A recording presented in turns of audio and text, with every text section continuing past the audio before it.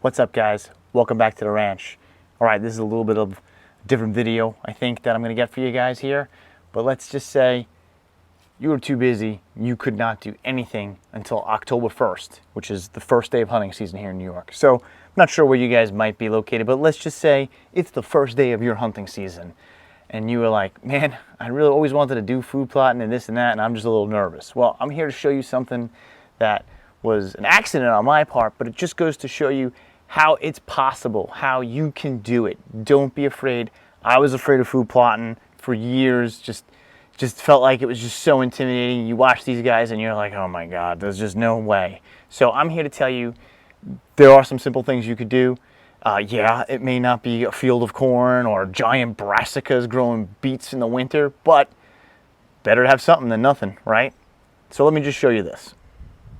So check this out. I had to do a little bit of work here on my house. I had an awning built on the corner of my deck. Yeah, awning, nice, it's very nice. All right, has nothing to do with hunting. Okay, but this is the part that I'm coming around to show you. I made a mess here digging out this footing, and I didn't have grass seed. I only had food plot seed. So what did I do? I just threw my cereal grain rye, and that was on October 1st. This would be the equivalent of if you had a steel rake and you just broke up the ground a bit. And they say that this stuff will grow anywhere. And look, it's 25 days later, and I have beautiful, lush winter rye in about, I don't know, a 3-foot section here. I mean, that's like a giant 3-foot circle. And you can see when you come to the outside over here, it's a different color. It's all weed, it's flat.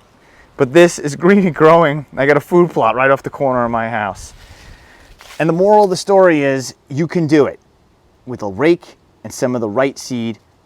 Maybe not the highest, most palatable thing on the deer food spectrum, but you know what? It's green, they eat it, they like it. And this is not ryegrass. This is a cereal grain, rye grain. This is something deer will eat, and it will stay green in the spring. They also say that this grows anywhere, and I'm here to show you that that is true. Take a look at this. The seeds that fell on the rock, the stone, germinated. This one's growing on stone. So if you don't think you could handle just steel raking an area a little bit and throwing this in and getting a little bit of food on the ground, you're crazy. You could do it. All right, guys, that's just a little quick blurb. Me telling you, don't be afraid. If you want to get into food plotting, just like me, I'm not a professional. I'm just an enthusiast. I love the process. And this was a discovery of me just throwing seed that I had around because I'm up here in the middle of nowhere and I didn't want mud here all winter. So I was like, yeah, let me just throw some of the food plot seed. I thought it was not going to do anything.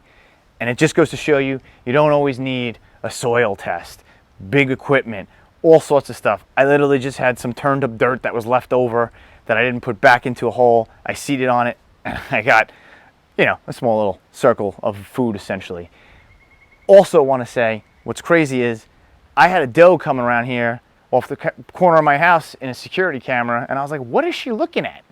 And she came here a bunch of times. She was probably eating all this that I didn't realize was here. So get out there, don't be afraid. You could do a food plot too. All right, thanks for watching.